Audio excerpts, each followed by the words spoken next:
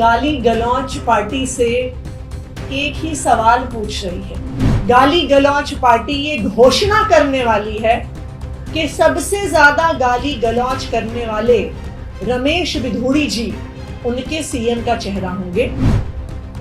रमेश बिधूड़ी जी अपने पार्टी के लोगों के साथ गाली गलौच करते हैं। सब जानते हैं कि अपनी ही पार्टी के पूर्वांचली नेताओं को गाली गलौच करके उनके साथ मार पिटाई करके उनको सड़कों पर रमेश बिधूड़ी जी ने भगाया। रमेश बिधूड़ी जी ने संसद में गाली गलौच करी। जिस अभद्र भाषा का प्रयोग किया, मुझे नहीं लगता कि इस देश के सभ्य लोग उन शब्दों का प्रयोग कर सकते हैं कि प्रवेश वर्मा पैसे बांटने, चश्मे बांटने, कपड़े बांटने, सलवार कमीज बांटने के अलावा और कुछ है ही नहीं। कि गाली गलौच पार्टी का सीएम चेहरा कौन है। आज यही चर्चा का मुद्दा है कि आम आदमी पार्टी ने तो अपने सीएम चेहरे को घोषित कर दिया।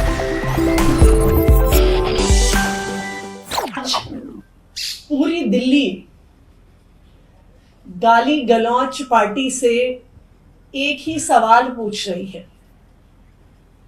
सारी दिल्ली एक ही बात जानना चाहती है कि गाली गलौच पार्टी का सीएम चेहरा कौन है। आप दिल्ली के किसी भी गली, मोहल्ले, कॉलोनी, पार्क में कहीं पर भी जाइए, आज यही चर्चा का मुद्दा है कि आम आदमी पार्टी ने तो अपने सीएम चेहरे को घोषित कर दिया। कि दिल्ली के लोगों को पता है कि आम आदमी पार्टी को वोट देने पे अरविंद केजरीवाल जी दिल्ली के मुख्यमंत्री बनेंगे। लेकिन अगर गाली गलौच पार्टी को वोट दिया तो आखिरकार उनका मुख्यमंत्री कौन बनेगा। आज बीजेपी की कोर कमेटी की मीटिंग चल रही है। आज शाम को भारतीय जनता पार्टी के पार्लियामेंट्री बोर्ड की भी मीटिंग है।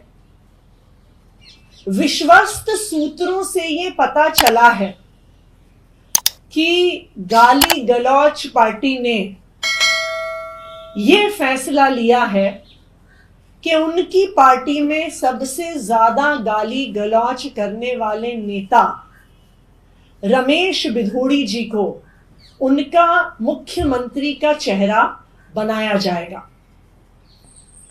कल शायद उनके कैंडिडेट्स की घोषणा होगी। उसी के साथ या उसके तुरंत बाद 2 से 3 दिन में गाली गलौच पार्टी ये घोषणा करने वाली है कि सबसे ज्यादा गाली गलौच करने वाले रमेश बिधूड़ी जी उनके सीएम का चेहरा होंगे। तो अगर दिल्ली के लोगों ने कमल का बटन दबाया तो मुख्यमंत्री के तौर पर उनको रमेश बिधूड़ी जी मिलने वाले हैं। इस फैसले का कारण क्या है? इसका कारण यह है कि गाली गलौच पार्टी में जो व्यक्ति सबसे ज्यादा भद्दी बातें करता है, जो सबसे ज्यादा गाली गलौच करता है, वो इस पार्टी में सबसे ज्यादा और सबसे तेजी से आगे बढ़ता है।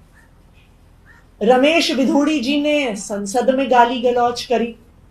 जिस अभद्र भाषा का प्रयोग किया, मुझे नहीं लगता कि इस देश के सभ्य लोग उन शब्दों का प्रयोग कर सकते हैं। रमेश बिधूड़ी जी अपने पार्टी के लोगों के साथ गाली गलौच करते हैं। सब जानते हैं कि अपनी ही पार्टी के पूर्वांचली नेताओं को गाली गलौच करके उनके साथ मार पिटाई करके उनको सड़कों पर रमेश बिधूड़ी जी ने भगाया था। सब जानते हैं कि कुछ ही दिन पहले रमेश बिधूड़ी जी ने प्रियंका गांधी जी के बारे में अभद्र भाषा का प्रयोग किया, उनके साथ गाली गलौच की। उसके अगले दिन रमेश बिधूड़ी जी ने मेरे और मेरे परिवार के साथ गाली गलौच की। तो इस गाली गलौच का रमेश बिधूड़ी जी को ये इनाम मिल रहा है कि उनकी पार्टी उनको सीएम चेहरे के रूप में घोषित करने जा रही है। विश्वस्त सूत्रों से पता चला है कि आज सीईसी की बैठक में फैसला हो चुका है और आज शाम की इनकी पार्टी की पार्लियामेंट्री बोर्ड की मीटिंग में उस पे मोहर लग जाएगी। तो अब दिल्ली के लोगों के सामने दो ऑप्शंस हैं। एक तरफ अरविंद केजरीवाल जी हैं, आईआईटी खड़गपुर से पढ़े हुए इंजीनियर, आईआरएस ऑफिसर रहे, इनकम टैक्स कमिश्नर रहे, दिल्ली में 24 घंटे बिजली देने वाले, घर घर पानी पहुंचाने वाले, सरकारी स्कूल को प्राइवेट स्कूल से बेहतर करने वाले, फ्री इलाज देने वाले, बुजुर्गों को तीर्थ यात्रा करवाने वाले, महिलाओं को फ्री बस यात्रा करवाने वाले अरविंद केजरीवाल जी, और दूसरी तरफ गाली गलौच करने वाले, अभद्र भाषा का इस्तेमाल करने वाले, महिलाओं पे अभद्र टिप्पणियां करने वाले रमेश बिधूड़ी जी।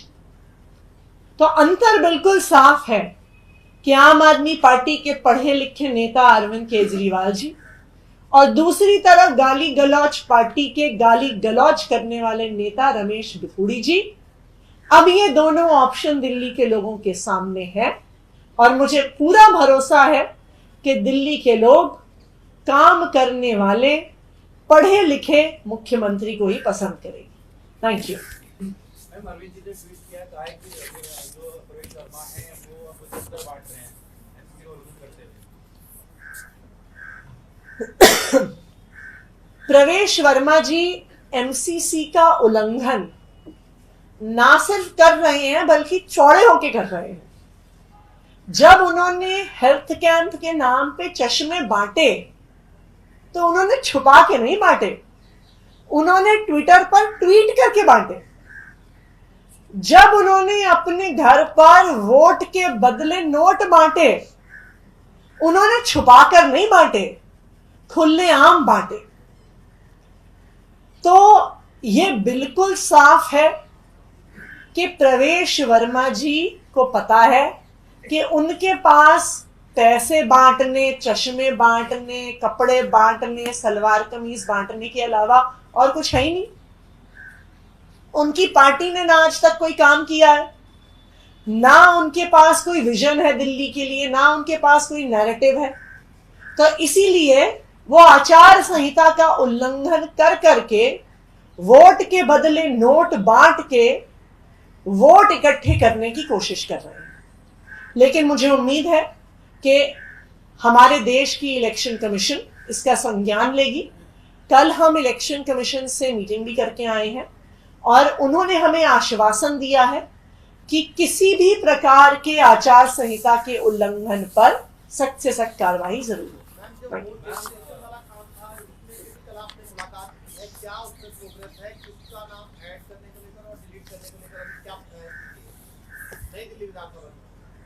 नई दिल्ली विधानसभा में 15 दिसंबर के बाद से 8 जनवरी तक तकरीबन 13,000 वोटर्स की एडिशन के एप्लीकेशन आए हैं। 15 दिसंबर से 8 जनवरी तक 5,500 वोटर डिलीशन की एप्लीकेशन आए हैं। नई दिल्ली विधानसभा में कुल 1 लाख वोटर हैं, यानी 3 हफ्ते में 13% वोटर बढ़ाने और 5.5% वोट घटाने की कवायद हो रही है। देखिए, ये तो जग जाहिर है कि 3 हफ्ते में हो ही नहीं सकता कि 15,000 लोग दिल्ली और देश के अलग अलग हिस्सों से नई दिल्ली के एक छोटे से इलाके में शिफ्ट हो जाएं।